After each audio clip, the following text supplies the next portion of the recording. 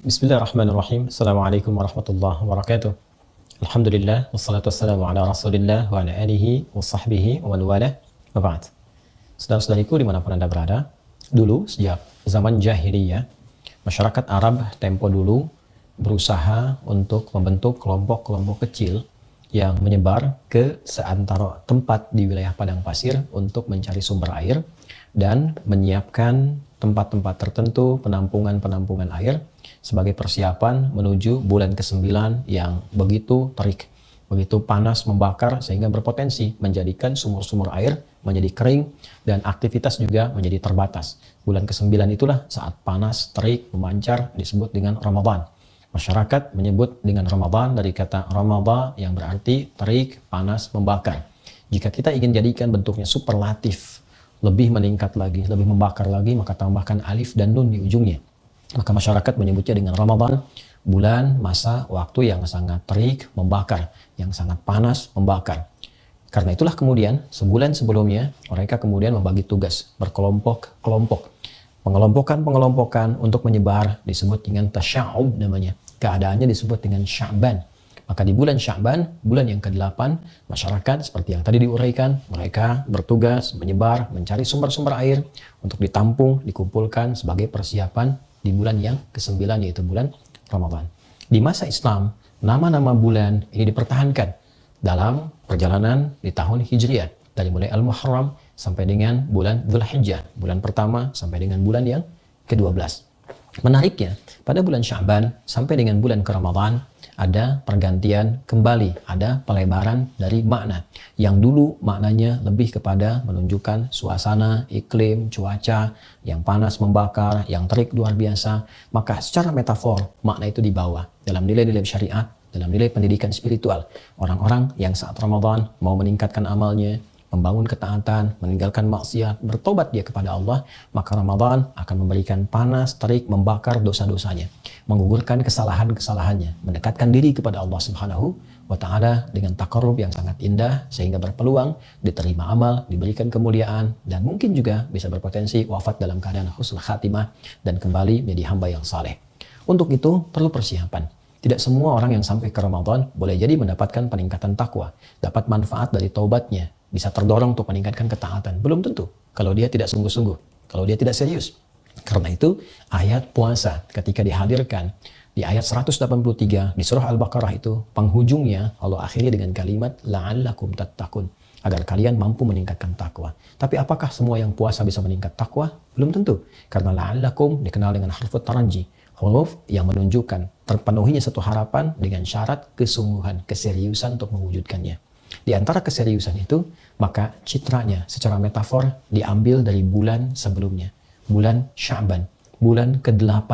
Saat banyak orang di masa pra-Islam mengumpulkan air untuk persiapan bulan ke-9, maka air berikutnya yang kita siapkan menuju Ramadan adalah air-air spiritual.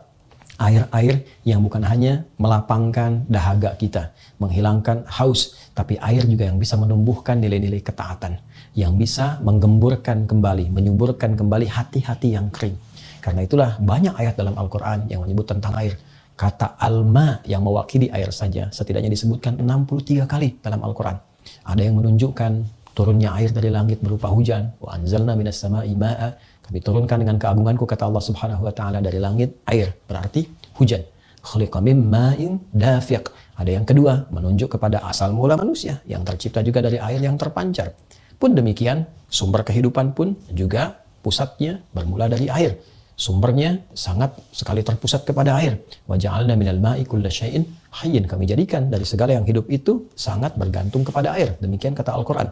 Karena itulah kemudian ada juga metafor-metafor yang mengkiaskan, menganalogikan turunnya air dari langit yang bermanfaat, menggemburkan, menyemburkan tanah-tanah yang kering, hadir tanaman, hadir buah-buahan, bisa dikonsumsi. Pun demikian, wahyu seperti air yang turun dari langit disampaikan pada Rasulullah, diberikan risalahnya kepada kita untuk menyuburkan kembali hati-hati yang kering. Sehingga muncul kemudian bunga-bunga amal saleh, buah-buah kebaikan yang menggerakkan pohon-pohon ranting-ranting tubuh kita. Dari tangan berbuat baik, lisan berkata yang baik, sampai ke ujung kaki. Dan persiapan semua itu mesti diperbaiki, dicari sebelum ke Ramadan sejak bulan Sya'ban. Seperti orang dulu banyak mencari air, maka seharusnya yang terjadi orang sekarang banyak mencari air-air spiritual supaya menjadi kebiasaan saat sampai di bulan Ramadan yang berpotensi menggugurkan dosa, membakar semua kesalahan-kesalahan. Kalau tidak dimulai dari Sya'ban, tidak mudah untuk menjalani Ramadan. Karena itu, mari manfaatkan bulan Sya'ban ini, dan telah masuk kita di awalnya, untuk mengumpulkan banyak air spiritual, berlatih ibadah, meningkatkan ketaatan, sehingga nanti mampu terbiasa saat masuk bulan Ramadan. Cara yang terbaik, seperti pernah diajarkan Nabi, tersambung riwayatnya kepada Sayyidah Aisyah radhiyallahu taala anha, kepada Ummu Salamah radhiyallahu taala anha, dan sahabat-sahabat Nabi yang lain. Mereka mengatakan seperti dikutip oleh Imam Ahmad, Imam Abu Daud, Imam An-Nasai dalam kitab-kitab mereka, bahwa sejak Sya'ban Nabi seringkali terlihat, disaksikan banyak menunaikan ibadah siam. Jadi Rasulullah pun mengajarkan kepada kita untuk beradaptasi puasa lebih dulu. Tingkatkan amal soleh, cari air spiritual sejak bulan Sya'ban. Sehingga ketika terkumpul semua bekal-bekal spiritual itu, siap kita manfaatkan di bulan Ramadan. Siap digunakan untuk bulan Ramadan. Nabi SAW bahkan pernah disebutkan menunaikan puasa di Sya'ban seutuhnya, sepenuhnya, full. Ada juga yang menafsirkan, kadang Nabi buka, kadang puasa. Ini menunjukkan kesan memperbanyak latihan, memperbanyak mendekat, dan semoga dengan itu mengantarkan kesiapan pada bulan Ramadan untuk membangun kenaatan, mendekat kepada Allah, dan membakar semua dosa-dosa dan kesalahan yang pernah diperbuat. Alhamdulillah, setelah sampai di bulan Sya'ban, semoga Allah berkahi, semoga Allah bimbing untuk meningkatkan ketaatan, dan semoga siap menghadapi Ramadan. Adi Hidayat, Assalamualaikum warahmatullahi wabarakatuh.